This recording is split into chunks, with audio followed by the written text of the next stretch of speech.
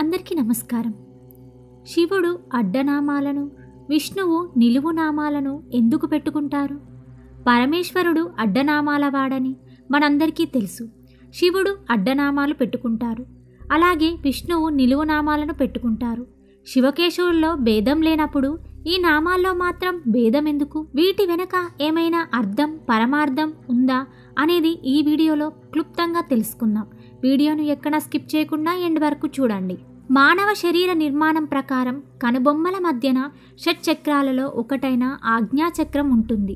దీన్నే మూడవ కన్ను అని భావిస్తారు. ఇది బయటకు కనబడకపోయినా దీని ప్రభావం చాలానే ఉంటుంది. అందుకే ఇది ఉండే స్థానంలో బొట్టు పెట్టుకోవాలి అని హిందూ సాంప్రదాయం చెబుతుంది. ఈ స్థానాన్ని పదిలంగా ఉంచుకోవడం ద్వారా ఆధ్యాత్మికతను పెంచుకోవచ్చని హిందువులు నమ్ముతారు. ఈ ఆజ్ఞాచక్రాన్ని సక్రమంగా ఉంచుకోవడం కోసం ఇక్కడ ఉండే ఇడ, పింగళ, సుషమ్న నాడులను చల్లబరుచుకోవడం కోసం, తద్వారా రక్త ప్రసరణ నిరాటంకంగా జరగడం కోసం తిలకం లేదా విభూది లేదా కుంకుమ ధరిస్తారు. అయితే హిందూ మతంలోని వారు రకరకాలుగా ఈ అలంకరణ చేసుకుంటారు. శివుడు కూడా విభూదిని 3 అడ్డనామాలుగా పెట్టుకుంటాడు. ఈ 3 అడ్డగీతలు పెట్టుకోవడానికి కారణం ఉంది. సత్వ, రజ, తమో గుణాలకు ప్రతీకగా శివుడు అలా ధరిస్తాడట. అలాగే శివుడికి 3 నేత్రాలు ఉంటాయి కాబట్టి వాటికి గుర్తుగా 3 అడ్డనామాలు ధరిస్తాడు. పరమశివుడిని మనం కాలుడు అని పిలుస్తాం. అంటే భూత, వర్తమాన, భవిష్యత్ కాలాలు ఆయన ఆధీనంలో ఉంటాయి కనుక వాటికి గుర్తుగా ఆయన 3 అడ్డనామాలను ధరిస్తాడు.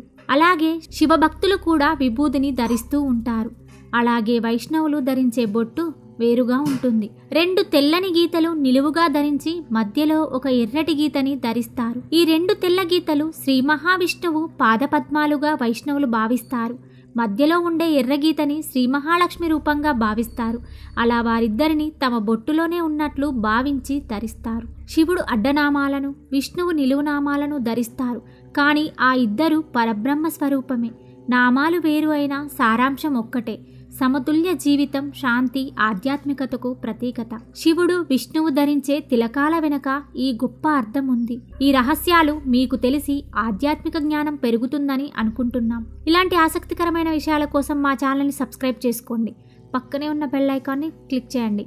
ఈ వీడియో కనుక మీకు నచ్చినట్లయితే లైక్, షేర్, కామెంట్ చేయండి. ధన్యవాదములు.